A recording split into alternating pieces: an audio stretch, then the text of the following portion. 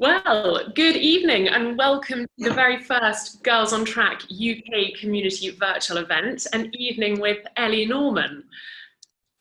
So just to get things started, my name is Rosanna Tennant. I am a broadcast journalist and presenter, and I work in Formula One. I've worked across Formula 2 and F1 esports as well. And it's an absolute pleasure to introduce Ellie Norman this evening, our guest speaker, Director of Marketing and Communications at Formula One. Ellie, good evening. Good evening, Rosanna. Rosanna, I love your photo. Austin 2017, if I remember correctly. It is. I just had to reverse back to it. And I think you were instrumental in bringing Mr. Bolt, who has sadly contracted coronavirus, to Formula One. That was an amazing moment in my career, but also for Formula One, I think. It was pretty special to bring the fastest man on the planet together with the fastest cars. It was a sensational moment, and we will talk more about perhaps why you know Usain Bolt a little later on during this evening's panel. But yes, enough about me. I started presenting in 2013, and you'll be able to see my videos on YouTube. When I worked for a channel called Pole Position, I now work directly for Formula One and also for the Mercedes F1 team a little bit as well. But of course, our big star this evening is Ellie Norman. I said you were the Director of Marketing and Communications at Formula One. You joined in 2017, and just tell me a little bit about what you're hoping to achieve during your time at Formula One. I joined in 2017 following the acquisition of Formula One by Liberty Media, and it was just too much of an exciting opportunity to not sort of really accept it. A massive challenge coming from where I was at sort of Virgin Media, but that sort of challenge essentially to be able to kind of rebrand the sport, and I often described it as the sort of 69-year-old startup, was incredibly exciting, because this is a sport that is known the world over, and yet had some kind of perceptions and associations that were sort of fairly outdated. And so to be able to kind of reposition that and really sort of focus on how do we make Formula One fan first and welcoming to all has really been sort of a mantra that we've all sort of collectively within sort of Formula One been working towards following the acquisition. So it's incredibly exciting actually, because it does mean you have a fantastic kind of canvas to sort of really start to sort of play with as to how you're going to make the sport sort of more accessible, but to find the right balance with maintaining the pinnacle of motorsport and the sort of aspiration and the desirability, whilst letting sort of people in and giving them a sneak peek as to what goes on behind the scenes. I'm going to stop sharing my screen now, and so we can get into the Q&A. So, Ellie, let's talk about, you've mentioned obviously this wonderful opportunity of you being able to work with Formula One, but had you worked in motorsport before? No. So, I mean, going sort of way back, I've always loved cars and speed. Anything that goes fast, I've really sort of loved it. But one of my sort of very first jobs was working in an advertising agency, and my account was Honda. So I've always had sort of an automotive side, and occasionally from the sort of automotive side, it would get a little bit close to sort of Formula One. And this was back in the day when Honda was within sort of Formula One, but never sort of within motorsport itself up until this kind of role in 2017. So then let's rewind a little bit further, because I'm sure people want to know, and I definitely get asked a lot about, how do you get into Formula One? What's the route? Or how can I do what you do? What qualifications do you have? Where did you study? How did you find your way kind of into this field and this industry? So I've had a less than usual path, I would say, for today, in the sense that I left school at 18 years old. So I did A-levels, and my A-levels were in science and maths. But I was definitely a student who loved the practical side of learning versus kind of the theory side. So as soon as I had my A-levels, I was really keen to go out into the kind of workplace and start to just gain sort of experience, understand sort of how relationships work, and see how you can sort of make the most of being in a workplace and learning whilst you're on the job. So at every kind of step of my career, I've sort of chosen to, I suppose, do further qualifications, but always specialist qualifications whilst I've been sort of employed, versus kind of going to university and doing a degree. I'm having a tiny little bit of trouble with feedback, but what I did get from that is that you didn't go to university. So a lot of people obviously thinking they should go to university. So it's not the be all and end all. I think, you know, it's very much, university is fantastic for a lot of people, but it certainly wasn't the path that felt the right path to kind of me. And I think one of the things I've always been sort of particularly aware of is how I enjoy learning. And I definitely learn in a way where I'm sort of able to practically do something and learn through experiencing or trying to solve a problem versus kind of the theory via a sort of textbook. Thankfully, I didn't have any desire to be sort of a doctor or a lawyer, and therefore the need to go to kind of university.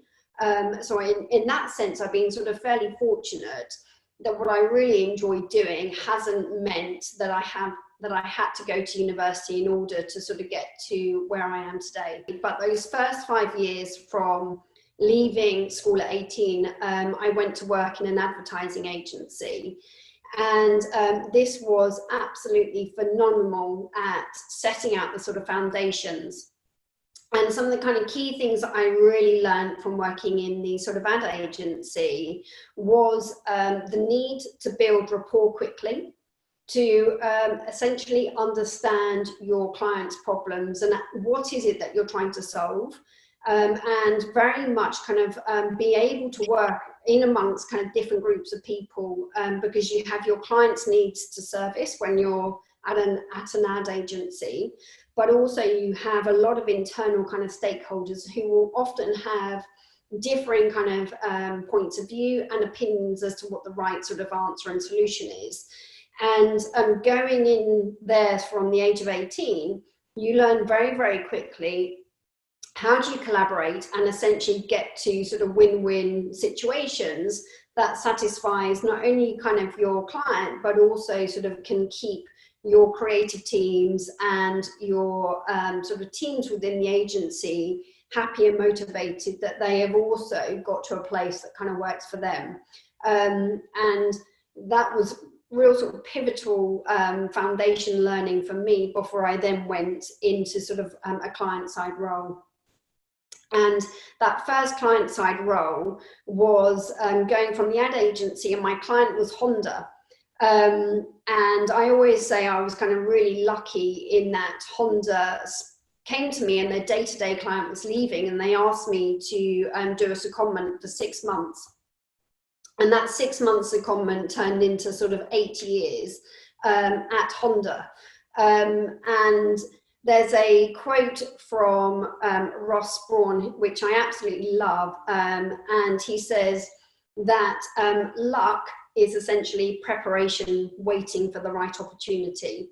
And I think that that's something that I certainly feel from career point to career point to career point. I've sort of had that luck or been prepared for that opportunity to kind of come through.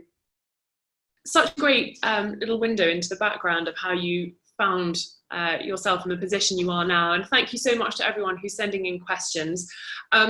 Let's talk about your first positive experience in F1. Danka has asked. We hear so much negativity in all things. So it'd be good to hear a positive thing. Do you know, it's often the lens at which you look at every situation, you can find a positive in everything. And even when something doesn't go to plan, there'll be a positive learning from the outcome. But genuinely speaking, I've had so many positive experiences with within F1. And I think one of my lasting sort of memories from starting at F1 in 2017 was, and still is, actually the sense of positivity and forward momentum for wanting to drive lasting change, and the fact that we're all here in a moment of time and we have the ability to work together and leave a sort of positive legacy. And that is incredibly sort of motivating and makes kind of going to work really rewarding and fulfilling. And I think the sort of leadership under Liberty Media has created an environment where it is a lean sort of flat structure, and we're all here at a moment in time in order to make a positive impact and to get stuff done. I'm really interested to find out how you felt arriving in Formula One, because I remember I started working directly for Formula One when you did, and I remember people saying, have you seen there's a new head of marketing and communications? It's a woman. And everyone was really sort of almost surprised. And also you have such a wonderful look, you know, and there's this cool photo of you that we use for the event, and you've got a cool style. And I think people were a little bit, as you said earlier, you know, people are sometimes stuck in their ways, and to suddenly hear, oh my gosh, there's a woman doing this job, it seemed like everyone was really shocked. Did you feel that when you walked into your first sort of conference call or meeting? It's funny because I never ever think about being a woman in a man's world. I'm often thinking the sort of imposter syndrome of, I've never worked in motorsport before. Am I going to be able to kind of make the positive changes that I want to be able to make? Am I going to be kind of good enough? Am I going to know enough? And so I've never thought about it from a gender perspective. But I think when I do sort of ever stop and think, oh, I might be the sort of only female in the room, or you're in sort of a minority, I always think, again, look at that as the positive, because, you know, one of the first rules within sort of marketing is how do we be distinctive? How can you kind of cut through and how can you stand out? And actually having a different perspective and having a different sort of voice at the table enables, I think, better conversation often. And, you know, once you start to have those different conversations, you'll find that people will come to you because they know that you'll give a different perspective, because you haven't grown up necessarily through the world of motorsport. And likewise, if I need a motorsport point of view, I know that there are so many talented people within Formula One that I can go to understand from an engineering perspective or from a motorsport perspective, what is going to be the impact of this. And so I also always try to think about the positives of having sort of those different opinions in a room together, and how can you use that to get to a better outcome. People often ask, you know, what's it like being a girl in Formula One or a woman in Formula One in such a male-dominated industry? And I do always say, I bet whoever's asking me, I always say, do you walk around your office saying, I'm a woman, I'm a woman, I'm a woman? Or do you think the men will walk around saying, I'm a man, I'm a man? If we spent all day thinking that, we wouldn't have time to do our jobs, because it would be so distracting, I feel. Would you agree with that? Yeah, because I think the only thing I think about is you have a collective of people who are experts in their own fields, and how do you bring these levels of expertise together, and actually what problem are you trying to solve, and where do you need that expertise to come from in order to solve that problem. And that's really the way that I face into most things, versus thinking, oh, I'm a woman, or oh, there's a guy there, or, you know, it never really sort of crosses my mind to think in that way, actually. No, and I think it would be, as you say, you just hope that you're giving your best and the person sitting alongside you to your right and to your left is also giving their best, and everyone's got the expertise that are needed to solve the problem, as you say, and find that solution, so you can all leave work at the end of the day thinking, yeah, we did our absolute best there, and you don't walk away thinking like, oh, there were 3 girls, 4 boys, 5, you know, it's just who's the best person, we've got to get this job done. So yeah, it's wonderful. Often talk about it because of motorsport, but I'm sure it happens in, it seems to be more of a talking point for us, of course. And I think just in terms of what we do on a day-to-day, go. No, I was going to say, Rosanna, I think you recognise that certainly within motorsport, there is a disparity between women and men. But that's never to sort of hold you back. It's almost to say, how can you help to pave the way to create an environment where you are welcoming fandom from more women, or you're paving the way to welcome more women coming up into all the kind of different roles that exist within sort of motorsport. And clearly being a driver is one aspect, but the way I sort of always describe it is we have 20 driver slots on the grid for the best drivers in the world. And one day within my lifetime, I would love to see a female Formula 1 racing driver. However, outside of those 20 slots on the grid, there will be approximately 1,000 people employed by sort of every Formula 1 team. There's people employed at the FIA, there's people employed at sort of Formula 1. And so actually the sphere of jobs and roles that are available within motorsport is far broader than I think anyone possibly imagines. And so there are so many different routes into being within motorsport.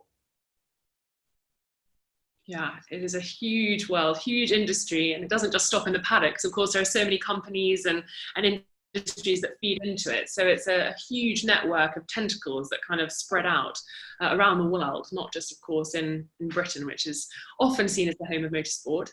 I think people are keen to know what your role really is on a day-to-day basis.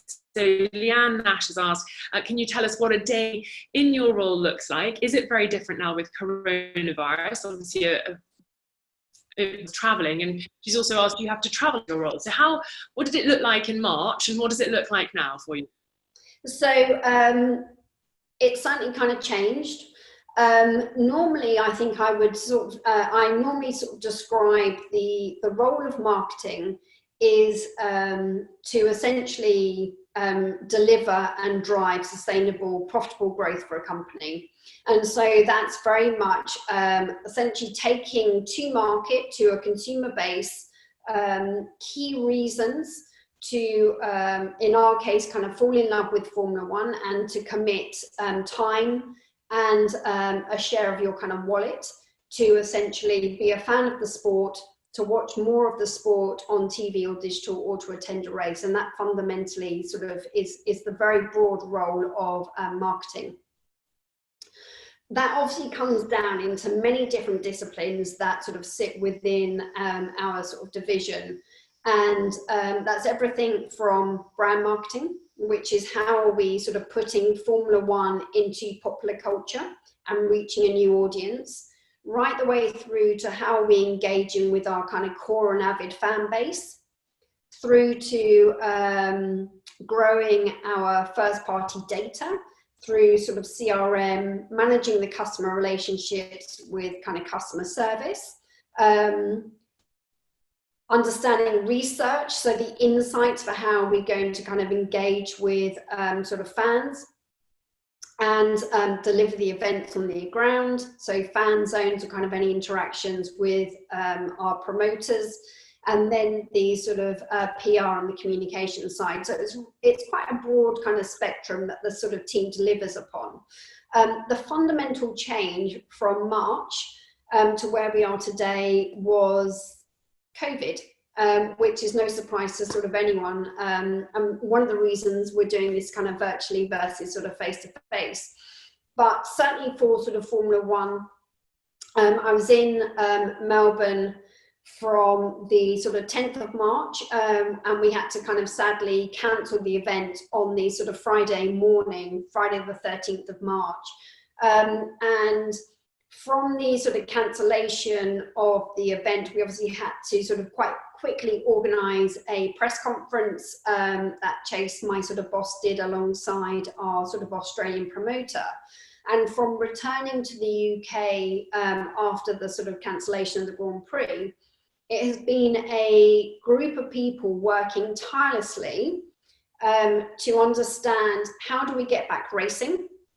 And so specifically from a sort of PR and communications perspective, that's been an awful lot of work with the UK government to have an elite sport exemption to allow us to travel. There's been sort of a lot of internal work with our race promotion team to understand which countries want to host a race in sort of Formula One, and we've got 13 races announced so far, with some more sort of races to be announced this week. Right the way through to sort of working with the sort of FIA and the sort of Formula One teams to understand protocols and sort of processes for how we come back racing safely. And sort of coupled to that, specifically on the marketing side, spent a lot of time reading and observing some of the sort of macro changes that we were starting to see across the world. And to be sort of really effective, we have to be constantly dialed into sort of insight as to how people are behaving and sort of responding. And this was a pandemic like nothing I've ever sort of experienced. So every other pandemic has been sort of regionalized, or it's really just impacted a specific industry, but this has kind of gone everywhere. But some of those kind of macro trends that were sort of really coming through was a sense of community, a sense of kind of kindness and generosity, and actually seeing the kind of pendulum swing as to where people place their sort of trust. And for such a long time, people have been following maybe sort of celebrity or kind of influencer, but quite quickly you saw that pendulum swing into doctors, nurses, scientists, for that sort of point of that, I suppose, that truth. And as a sport, it was important for sort of me that as we thought about coming back racing, that we did that in a meaningful way that was kind of respectful as to the different stages the pandemic was at across the world. So there'll be a group of people that will be delighted that live sport is back. It is a beacon of hope, perhaps the first kind of green shoots of normality returning. And there'll be another group of people that may be incredibly fearful. Is this going to be a risk to the virus spreading? A lot of people will be kind of grieving and in an entirely different sort of place. And so whilst we were doing sort of the protocol and the procedure, we were also very much thinking about how do we come back to racing and to celebrate the excitement of racing, but to do that with a sense of purpose, which led to the announcement and the launch of We Race as One, and having the ability to leave a positive legacy. And then layered into that as well was, in the immediacy of still not racing, how do you maintain salience with a fan base? So they are thinking about Formula One and they're still searching for Formula One. And very, very quickly, Formula One was able to sort of pivot and to move into doing the virtual Grand Prix. And there's a guy in the team called Julian Tan, who leads all of our esport, and he turned that around in 2 weeks to have the first kind of virtual Grand Prix over the sort of what would have been the original Bahrain weekend.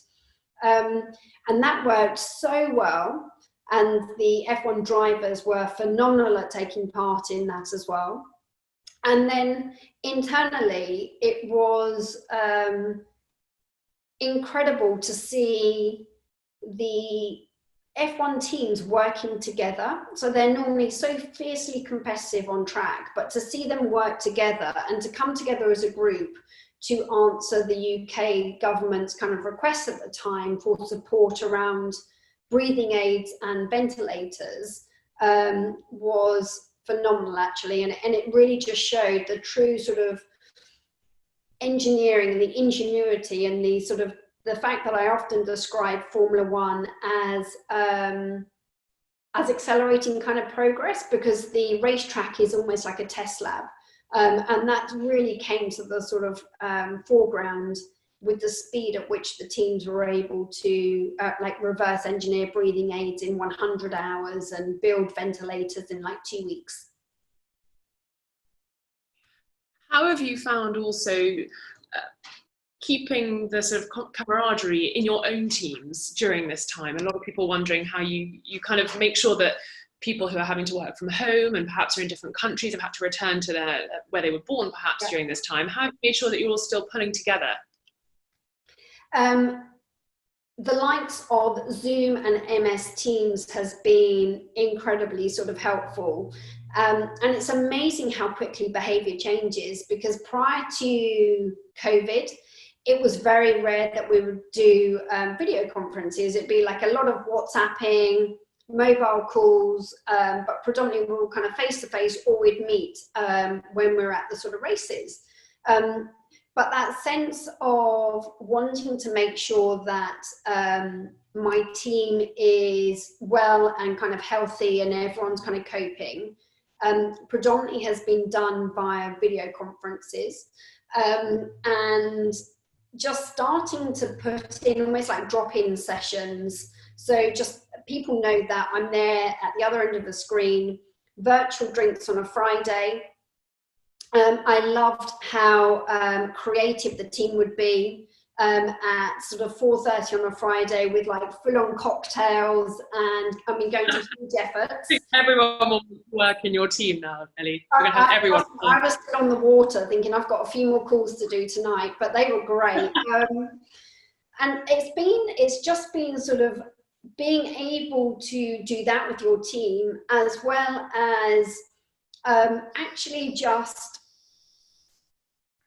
have like a silly WhatsApp group with crazy kind of memes, what's everyone watching on Netflix, just trying to recreate those kind of like water cooler moments, but in an entirely sort of virtual space.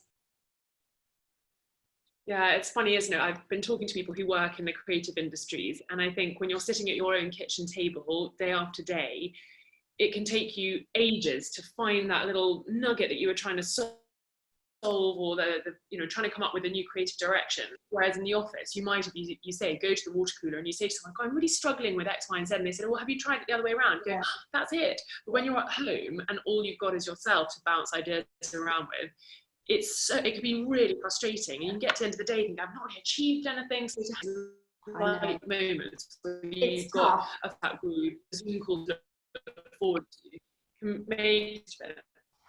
Yeah, we've opened up the sort of office, and I started traveling again to the races on the sort of 30th of June.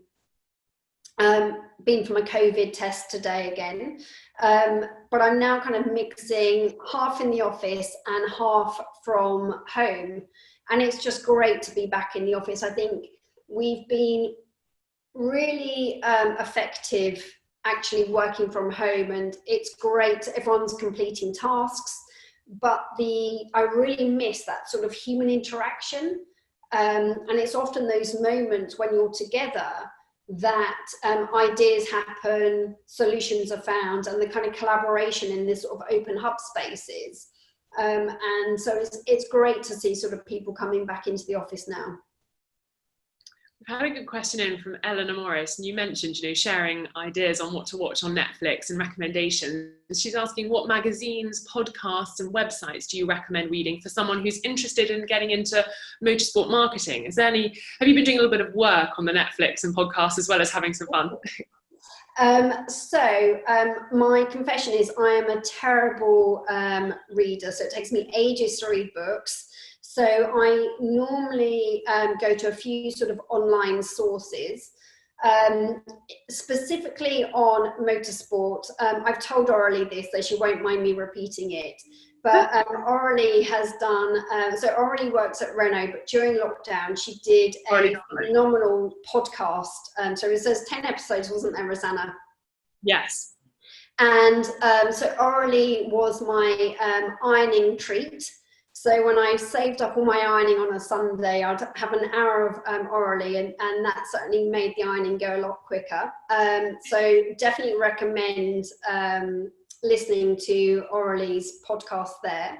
Specifically on the kind of marketing side, e-consultancy is a great sort of hub, and it doesn't specialize in kind of motorsport, but what I really love about it is it keeps you current from a broader kind of marketing industry perspective, certainly on new ways of doing things. There's a lot of white papers on there around how, say, digital marketing is evolving, or how you measure performance from a marketing perspective.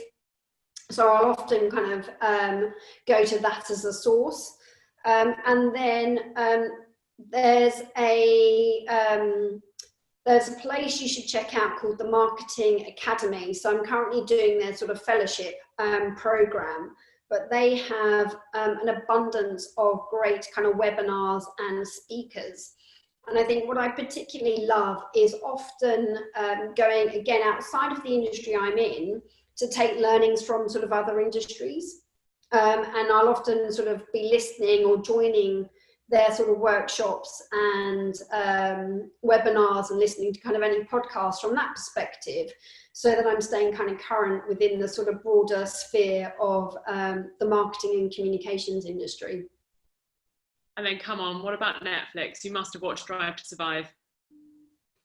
Drive to Survive, I think my husband and I literally did that over 2 nights, the first series. We've just finished watching Ozark. Oh yes, yeah. Good one.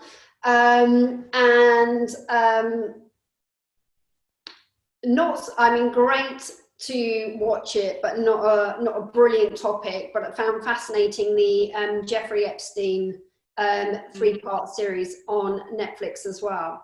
So there's always something on the list. Definitely, yeah, no, absolutely. You can always find something.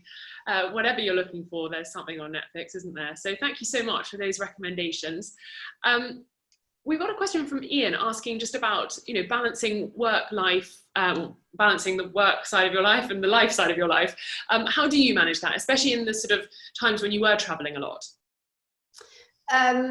FaceTime is brilliant, because it'll often be the case where I am sort of away, and FaceTime, either depending on time zones, first thing in the morning or last thing in the evening, is kind of great to be able to say, hi Will, I'm still alive, and this is what I've been doing in my day, how's your day been? And I think just having a really good support network around you, and I'm fortunate to have that from my family perspective, my husband's perspective, and sort of friends, because it is a demanding industry to be in, as you know, sort of, Rosanna, because your calendar can often dictate when you are in the country and you're not in the country. And because of that, you will sort of miss important things, whether it's birthdays, anniversaries. That's just sort of part of it.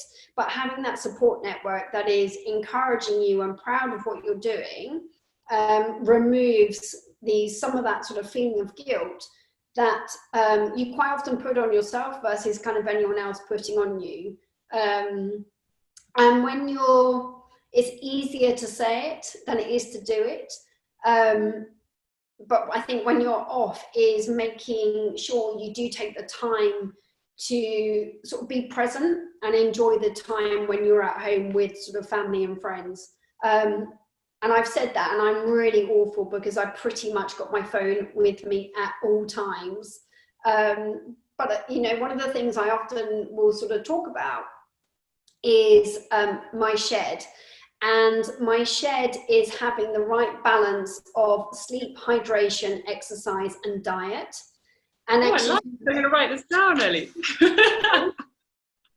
I thought you were going to tell me about some sort of garden shed where you go to. Well, I have to say, I do love a garden. I'm not a good gardener myself, but no, you've got to keep the shed intact. Sleep, hydration. Say again.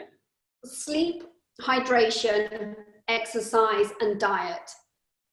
And it sounds kind of silly, but it works for me. But I think if I can get those 4 things working, I feel that I have enough energy, doesn't matter which time zone I'm in, that I feel like I can sort of pretty much achieve what I want to do each day by sort of having a real kind of focus and not neglecting any one of the of those elements. Allows you to keep control, I imagine, as well, when, as you say, you're in other countries and you're having to switch your body clock slightly. Yeah. I mean, thankfully, I never have any trouble sleeping, which is always a good thing. Well, probably because your shed is in order. It's only China. I always feel a little funny with the time zone in China, but anywhere else, I kind of switch in pretty quickly. Well, I absolutely love that. That's going to be my first takeaway from today, the shed, and I'm going to try and get mine in good working order. Geordie Gray has asked, with everything you've learned over your career, what's the one piece of advice that you tell your younger self? First of all, Geordie, I hope you're well. We should have a coffee soon. Oh, okay. Secondly, so no, one of the things, I'm going to tell you a little story about Geordie. So in Singapore last year, we did a sort of talk with our promoter group, and Geordie was in the audience with, I think it was your mum, and I remember leaving the stage and kind of exiting, and I had the most amazing doorstop from Geordie. And we had a great conversation, and actually Geordie, you came into the paddock and essentially had a look around over the kind of weekend and did sort of some work experience on the F1 sort of production and PR side. But going back to the original question, the advice that I was given, there's a few things that have really kind of stuck with me. One piece of advice was when I was at Honda, and my role was to make the TV adverts in order to sort of raise the profile of Honda, make them desirable, and ultimately to sell cars. And the one question that the president would ask when I would go and present the sort of concept to him was, does it make you feel scared? And by that, he meant to be creatively in tune with your gut, that if you felt uncomfortable, it was going to cut through and it was going to be distinctive and resonate with an audience. And often the worst thing that you can do is just to kind of settle for okay. And to almost be that sort of like vanilla. And especially when you are a challenger brand and you're needing to cut through in a marketplace. And that's always kind of really resonated with me because it was such a powerful question, but it gave me the permission to really sort of push the boundaries, to stay true to the kind of the DNA of the brand, but to really sort of push the level of risk that you're going to take in order to create the most powerful piece of marketing. And the sort of the campaigns over the sort of 10 years were incredibly successful, with sort of Honda being recognized as sort of advertiser of the decade, and the sort of average transaction price of cars sort of increasing by sort of £6,000. So commercially it worked as well as sort of resonating. So that's always been a piece of advice that I've kind of kept with me, which is essentially don't settle for okay, but to kind of push and to trust your gut. So feeling uncomfortable is good, Other pieces of advice that I will sort of now often share is to be brave. So to put yourself into, my sort of thing is be brave, be bold, and get comfortable with being uncomfortable. And again, I think we're at our best and we learn the most when we're doing things for the first time or we're trying kind of new things. And that sense of being inquisitive and curious, to kind of keep pushing, to keep looking for improvements is really, really important. And I think, you know, often this will be something that maybe stereotyping. Guys do it with much more ease, whereas girls will wait until they feel entirely confident and comfortable to do something before they kind of try something else. But actually, take that leap of faith, take that risk, because I often think, what's the worst that is going to honestly happen? If it doesn't work, it doesn't work, but you'll learn from it. And you know, most people will always give someone a second chance. So as long as you don't make those same mistakes twice, you're honest, you own up when something doesn't go as you thought it was going to be, but this is what I've learned, and you ask for that help and support, push yourself to try something new and to take that risk that you thought you wouldn't do. Fabulous advice. And I suppose in this day and age, you know, jobs are so precious to everybody, and to be bold and to have that bravery can sometimes you know, it can be a tricky balance to strike, because you don't want to do something, as you say, that does upset someone or potentially risk losing your job, but yet you want to be creative and you want to push the boundaries. So you can see why people perhaps sometimes err on the side of caution. But I love that you sort of say, no, be bold, be brave, and that second chance will come. I think it's, you know, there's always going to be a calculated risk, and life is a series of risks. But we can calculate how much of a risk is it worth in order for that sort of potential gain. And that's just what life is about. And if we can do that within our jobs to make a situation better, and I think if we're really clear about what the brand stands for, what the values are of the company, what is the problem you're trying to solve, actually be super clear on that. And I always refer to that as like, what's your input? So your brief is absolutely spot on. So don't move away from that, but explore what's your output?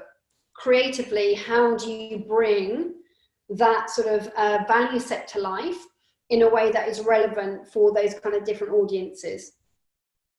And of course, you will be working with people. Very rarely are you totally alone in making those decisions. So sometimes it can seem scary, but then you have to think, it's okay, because I've got some really wonderful people alongside me and we're a team and it's going to be great. And that's not to spread the blame, but it's to enable you to sort of push that bit harder and further.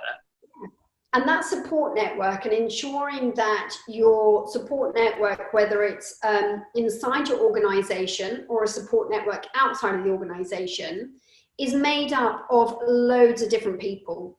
So for me, it's really important that my support network will be made up of guys and girls. It's made up of people from like underrepresented backgrounds, whether that is Black, Asian, or whether it is on a sort of social sort of scale. Because if you're going to put something into the marketplace, you want to understand, how is this going to be perceived? Is this going to resonate? And the more that you have people around you to really help shape and to guide you to make sure that the right thing is going to go into the marketplace, the better. Absolutely. Holly Feeney has asked, do you ever feel nervous before events? And how do you manage this? Are there any techniques that you have when you're waiting to go out on stage at a big conference? Ooh. Always feel nervous, because you always want to do the best. And you know, I'll often think people have given up their time to join something, or a ticket has been purchased to an event, and you want to leave people with value. and insight, and hopefully something that's been memorable and enjoyable. So I always feel kind of nervous that there is a sense of responsibility to leave your audience with that. My sort of tips would be, I love preparation. So kind of being quite clear on some of the kind of key points that I want to get across. And if I'm sort of certainly delivering a presentation, I will have my slides, but I don't like reading a script because I feel I become less natural, but I like to have practiced it before with some kind of key points I need to sort of land on each slide. And always ask for feedback. So again, understand where can you make improvements for the next time. I think you're right about the nervous side of things. I had a great friend yesterday who was commentating on the Indy 500, and I said, you know, good luck, mate, you're going to smash it. He said, I'm actually nervous. And I said, that is a good thing, because it shows how much you want it. And it keeps you on your toes. I think it's really important. Sometimes you can get a bit comfy, and if you haven't got that real zest for it, you might not react. And as you say, you don't want to be robotic, you don't want to have learned it off by heart, but you need to have prepared, but still have that little kick of adrenaline, almost like you're going on stage to, you know, deliver lines, but without being too well rehearsed. So yeah, definitely feel nervous. Great question there from Holly. And actually another question from Holly saying, do you feel like working in F1 is fairly like a family? Because it's a pretty special place to work, isn't it? Yeah, it's I think from the outside world, Formula One is the pinnacle of motorsport. To some, it feels unobtainable, it feels inaccessible. When you're inside Formula One and the paddock, it is the most incredible family feeling. And yes, there will be that competition on track. But essentially you are traveling together. This circus kind of moves around the globe in a normal year, sort of 21, 22 times. And everyone has each other's back. And there are great kind of friendships there. And that sort of really, it helps to kind of actually get you through when you're sort of missing family or friends, or kind of people are feeling sort of jet lagged or just kind of quite run down. That's what kind of carries you through, knowing that there is this kind of great family around you, but also kind of recognizing there will still be that kind of competition on track between the teams. Did it take you a while to feel like you were fully part of the family? Totally. And I think, you know, Rosanna, you will know there is a real kind of mix of people within sort of Formula One. And I am still a sort of newbie by many sort of stretches, because there are so many people that have been in Formula One for, I don't know, like 20 years or like real long periods of time, and they've worked across a number of different teams. And I think I sort of still recognize that I'm sort of very sort of young in terms of my years experience. But I think that over the sort of initial 3 years, I really take time to listen and to sort of understand and distill the sort of learnings, and know that everyone will have their experiences. And actually, the more that you can distill that and understand that, and hopefully try to find solutions, there is kind of like an element of trust that builds up over that kind of time, that sort of hopefully sets you up in good stead. And people just knowing that you're there to do the right thing by the fans and by the sport. My light's just gone off in the room. Sorry, that's why I'm waving my arms around.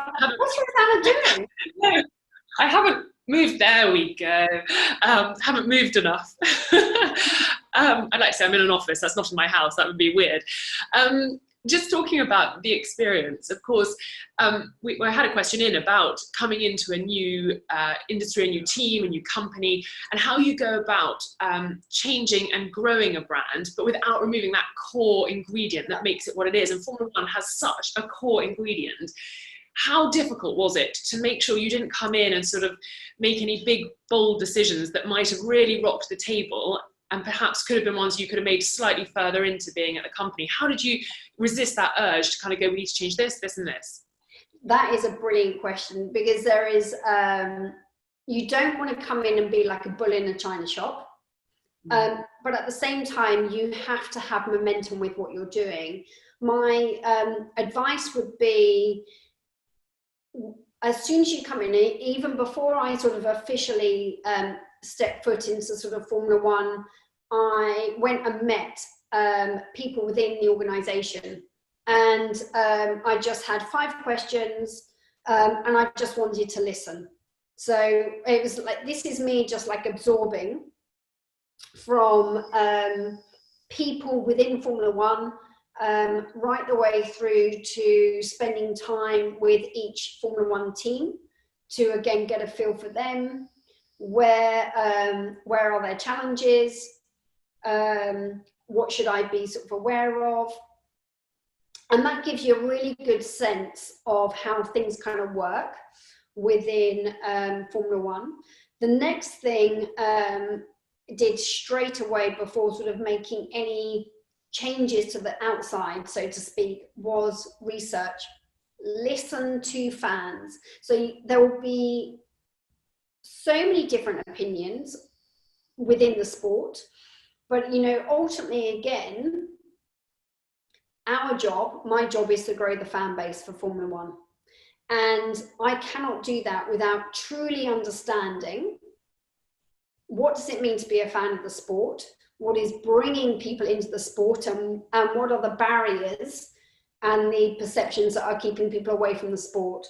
And that essentially allowed us to really define what the strategy is. So for all of 2017, it was listening, learning, distilling it into kind of core insights, being very clear and creating a mission for Formula One, some kind of guiding principles, and you get the organisation bought into that, share it with the Formula One teams.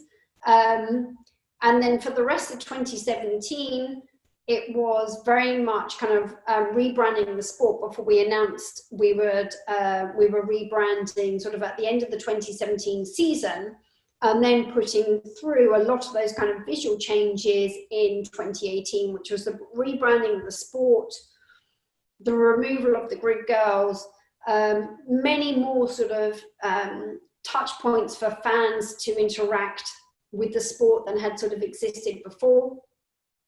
But it was really taking our time to understand and to learn what these sort of perceptions, the associations were, because that allows you to be very, very clear on the DNA of the sport and that core, but it also allows you to understand what is preventing people from coming into the sport. And the balance we then need to find is, for that core audience, you do not want to alienate them. So it's being true to the DNA, and it's providing them more often than not with access and a depth of information and knowledge that serves them and keeps them engaged. And then it's also sort of saying, how do you actually break down some of those barriers and bring new fans in? And often those two things don't compete with each other, because a new fan will come in via different touch points. So it could be via esports, it could be via music, it could be via fantasy, and a number of kind of different things that will be on the sort of more of the periphery of the sport, versus your core fan will want to engage much more with the strategy and access to data, or sort of F1 TV. And so yes. we can serve those fans differently. No, there's so many different ways to get involved with F1, and I think you have over the last few years. You can just see that Formula One is just touching certain areas of society and interests, and being a bit more of an entertainment platform as well, perhaps, than it was traditionally. So it's been really fascinating to see how you've grown it, and the different areas, music and fashion, really, really interesting. Of course, over the last sort of few days and weeks, I'm sure we've got lots of younger males and females watching today, who might be slightly panicking about where their careers might be heading if they are able to go to university, maybe they're not going to go now. What would you say to somebody at that stage of their lives about almost trusting that everything's going to be okay? Yeah, definitely don't panic. One of the things that hindsight is brilliant for is be patient. And there was one time where I was made redundant. I was, I think, 20 years old, and I was at my first agency before moving to the next one, and they closed the agency, and the owners kind of retired, and that was like the worst news ever. And I was like, oh my God, what am I going to do? I'm never going to get another job, da, da, da. And the panic set in. But you look back with hindsight, and it's that sense of like, don't panic, everything's going to be okay, be patient.